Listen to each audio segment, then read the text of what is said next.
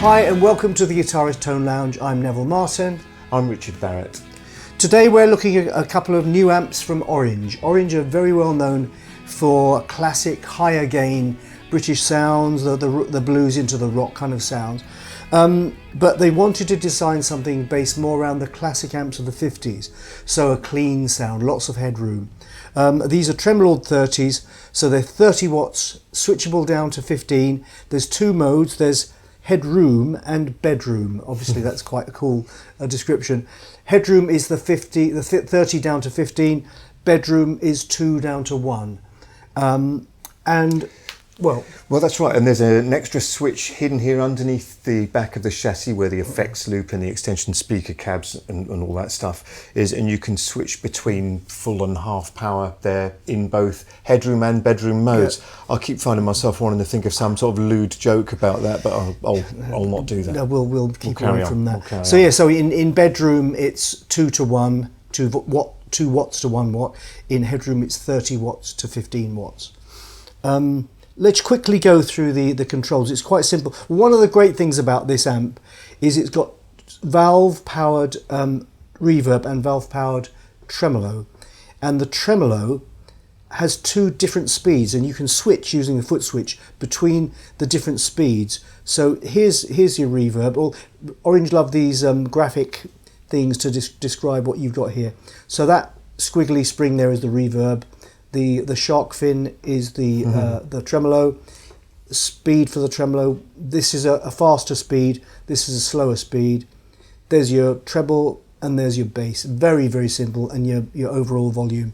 So there's nothing complex about this amp at all. It is what it says on the tin. Yeah, and it's easy to get sound because you're not changing frequencies, are you? Yeah, exactly. And I mean, the great thing about the 50s amp is it's usable and has been used for every conceivable kind of sound. If you think of some of those old amps from the 50s, they were on all the records, of all the Motown records, all the early stuff. Even the Beatles used those 50s amps after they'd used their Voxes for quite a while. So they're also great because they're clean and simple, great pedal platforms. Well, if I'm not mistaken, they're very much designed with that in mind, and I think that the speaker, there's a 1x12 speaker in here, which is not what you normally find. They're an Italian speaker called La Voce. Yeah.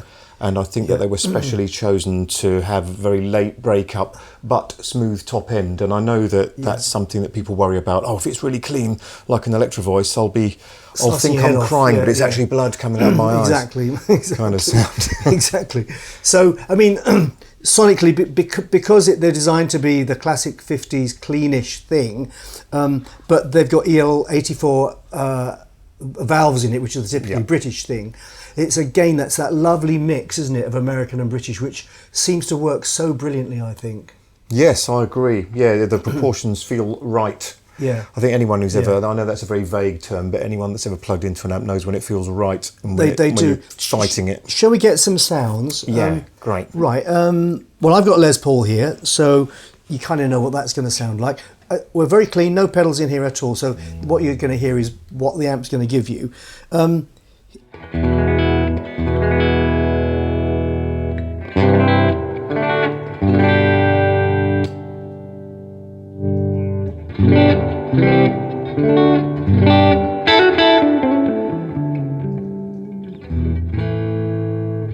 give a bit more bass.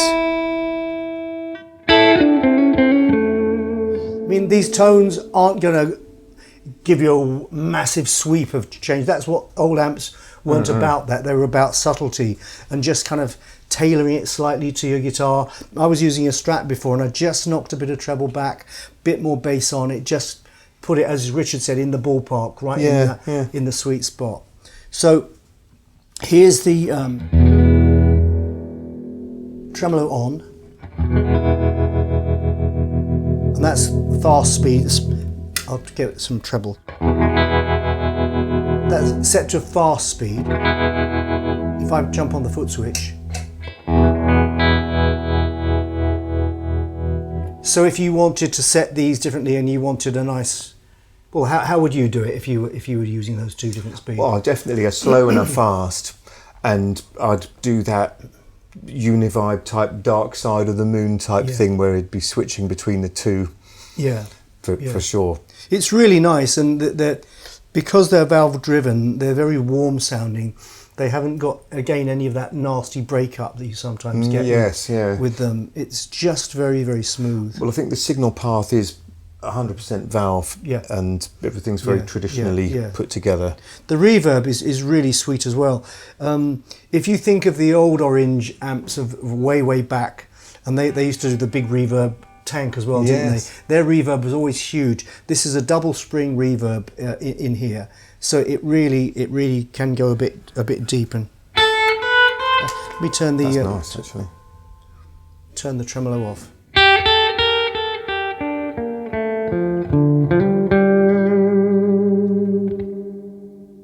It's big, but it doesn't go silly.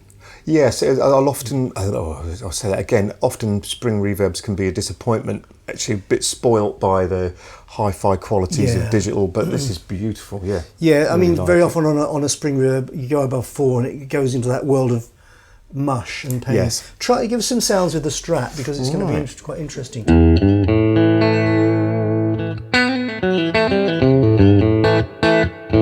I just think the bridge pickup of a Strat through the right amp is a great sound. I mean, I haven't got the foot switch connected here, so I've only got access to one of the tremolos. But there we have it. If I just take the depth down a bit and I really max out this reverb.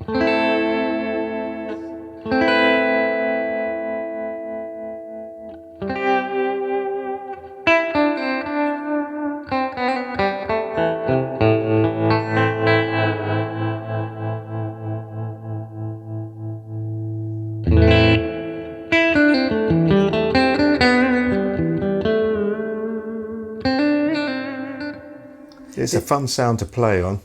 It's I mean, I often find this with EL84 type amps anyway. They've got that really natural voice to them. They've got enough sweet top end. They've got enough kind of bloom in the middles and basses, and it just gives you that instantly warm and kind of almost like sitting by a nice fire with a cup of cocoa kind of sound. Very, very comforting and instantly usable sound. And of course that means that once you stick a pedal or two in it, it just takes that sound and works with it really nicely. Which we intend to do in a while. Which we intend to do, exactly. Well, we've kind of gone through they're so simple, these amps, that we've kind of gone through what they do. So why don't we do a bit of playing on these kinds of sounds, and then we'll try some pedals. We're not going to go mad, because it's pointless having a massive pedal board with a million things, but we'll stick a bit of gain, bit of overdrive in there, and maybe a chorus and some delay. Pick some things up in the effects loop. Maybe just see how it works and see how you'd use it live yourself. I mean, these amps are about $1,000 UK price, $999.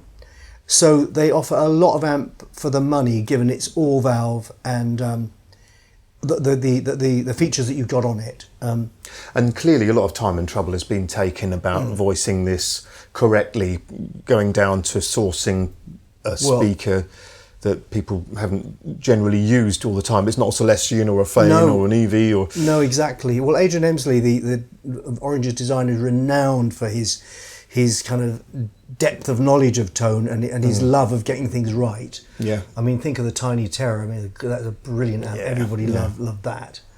And so, okay, let's try. What do you want to play? What should we do? Ooh, something simple. Okay. Because I'm here.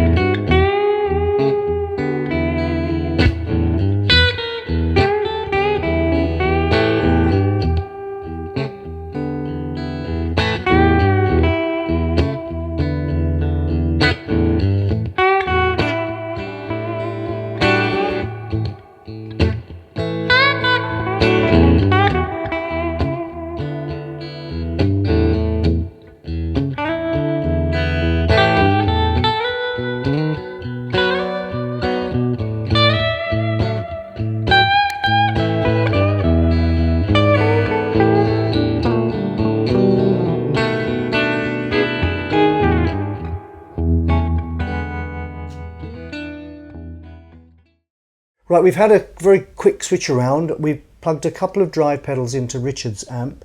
We have an Orange Getaway driver, and we have a Free the Tone Red Jasper. With the Free the Tone Red Jasper is a low gain kind of drive pedal, like a bit mid boost, bit of a kick in the front end really, and the Orange one's very orangey. In fact, when you kick it in, you'll notice how it's just the same amp but more of it really. It's very orangey. Yeah. The way I've got them set is the Getaway driver is the meat and potatoes, I'm saying that as a vegetarian, distortion sound. So that's just straight into the amp, and then I'll put the Getaway driver on. It makes A, G and D sound. It really does. So much more than just that. And the Free the Tone, I'm using, I'll turn the guitar up. Maybe just a little bit of hair.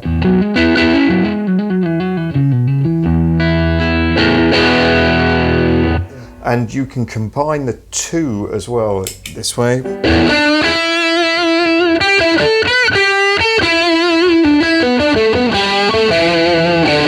I'm about to switch to the neck pickup, and so I wanted to comment that because of the headroom and the way the speaker's designed, this isn't going to, well, I think... Flab out. Flab out, thank you. I was thinking of a different, but similar word.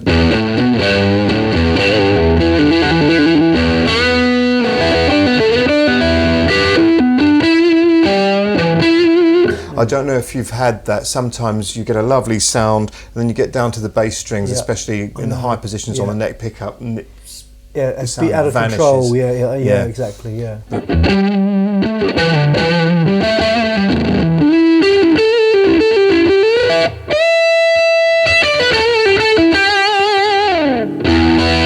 It's a very Hendrixy tone on the bottom strings. Actually, it's a bit that Woodstocky tone that he used very much on the bottom strings down there.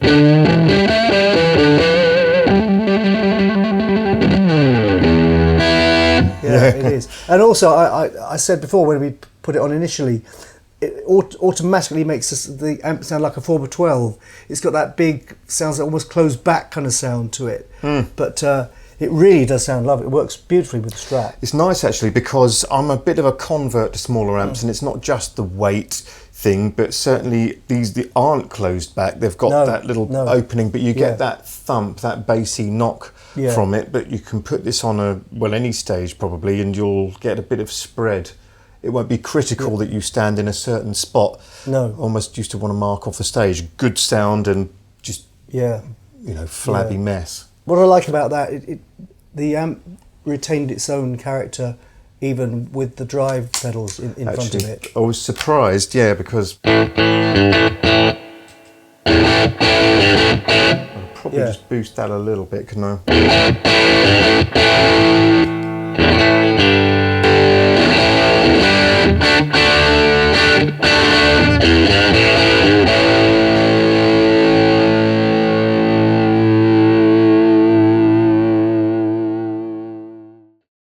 We've switched again, gone on the drive pedals, and Richard's amp now sports a couple of rather nice time-based effects.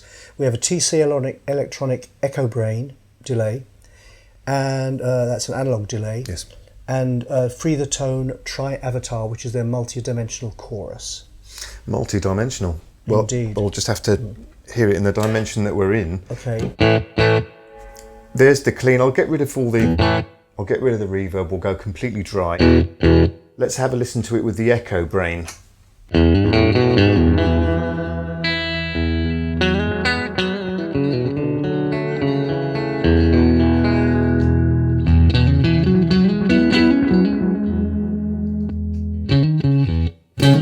Yeah, I didn't really mean to use that though.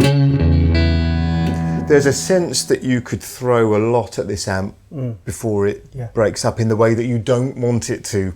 Yeah. And I like that. Yeah. Certainly in my Rush phase, which is arguably still going on, but you're trying to use a chorus and have that sound good at volume. Yeah. So I'll be interested to see what this is like.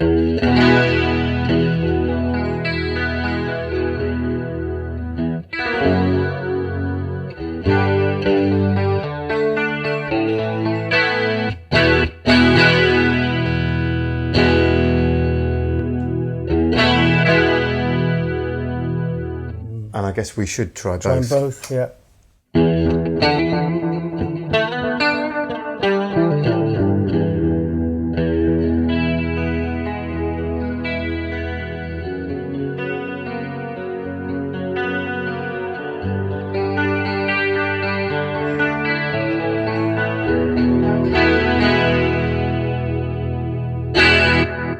So those effects are in the send and return, so in their effects loop essentially, and it really gives that kind of effect a clarity, a much more of a studio kind of quality than sticking it in the front end.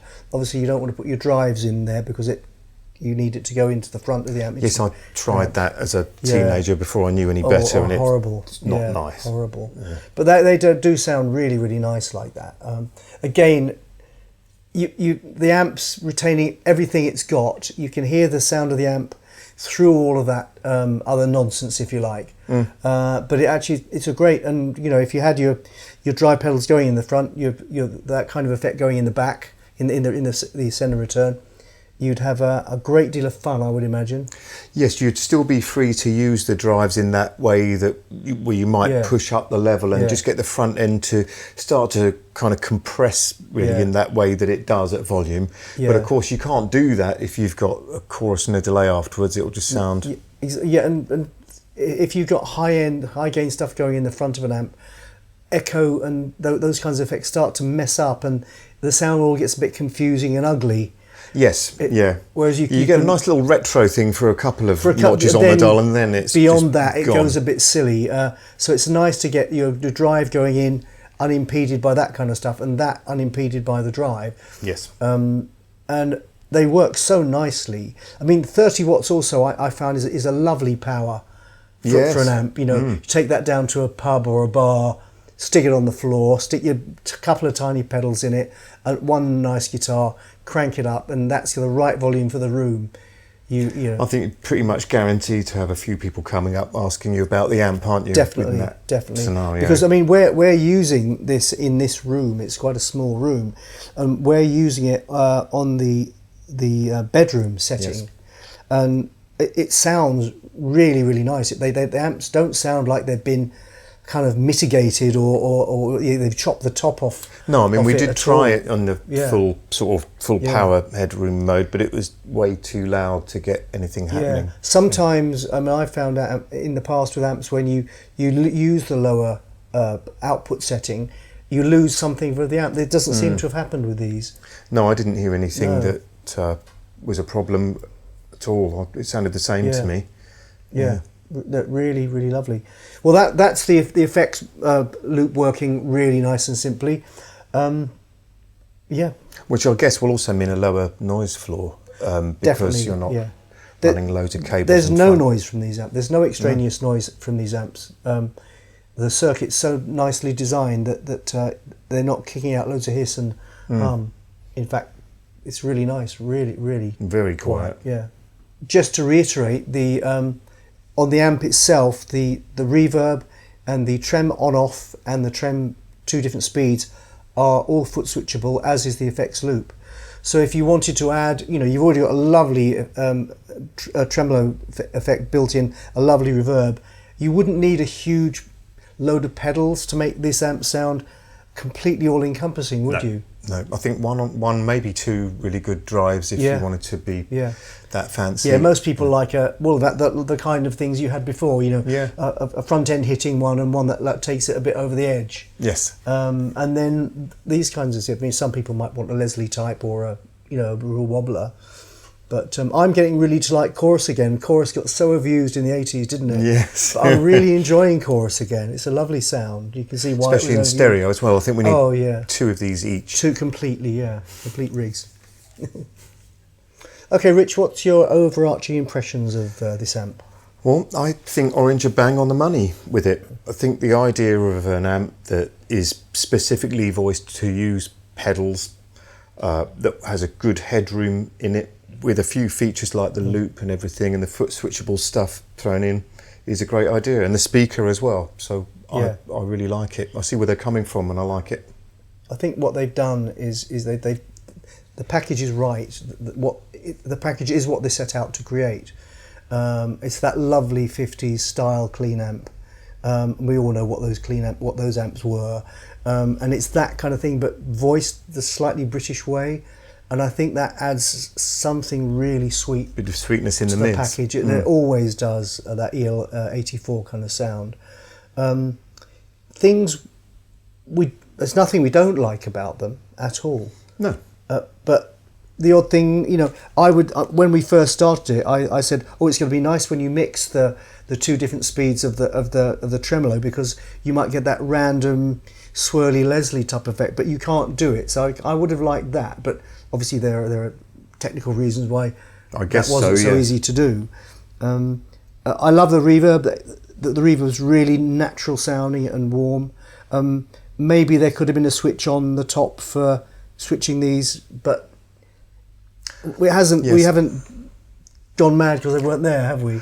Absolutely. I know when you've got the sockets hidden under the back, it's easy to think, oh man, now I've got to crawl around on my hands and knees. But on the other hand, when you've got it set up and there are people walking past it, then you don't always want the cable stuck out the back. No. So, and those are the kinds of things that you accidentally, if they're on the top, you've knocked it and you've put it into a mode you don't want it to be in. Yeah. And you think, what the hell's going on? And whereas out of the way there, it doesn't matter, and you go to it if you need it.